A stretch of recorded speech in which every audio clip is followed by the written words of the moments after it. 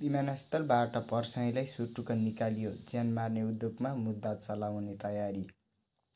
काठमाडौँ तीनकुनेमा चैत्र 15 गते भएको प्रदर्शनका कमान्डर दुर्गा पर्साईलाई प्रहरीले काठमाडौँ ल्याएको छ। झापाको भद्रपुर विमानस्थलबाट बुधबारको विमानमा पर्साईलाई केही बेर अघि काठमाडौँ ल्याइएको हो।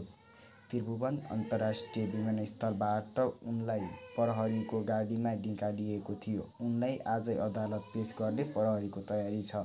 पर्साई विरुद्ध ज्यान मार्ने उद्योग सम्बन्धी मुद्दा दर्ता गर्ने तयारी प्रहरीले अघि बढाएको छ। तीनकुने प्रदर्शनका क्रममा पर्साईले आफैले चलाएको गाडीबाट प्रहरीमाथि बलपूर्वक कुदाउँदै अघि बढेका थिए। भिडियो फुटेजहरूमा सुरक्षाकर्मीमाथि अश्लील बोल्दै खिच्ने गरी अघि बढेका थिए जाने गरी उनले हरकत गरेको भन्दै पीडित प्रहरीले नै औपचारिक जाहेरी दिने तयारी गरेका छन्।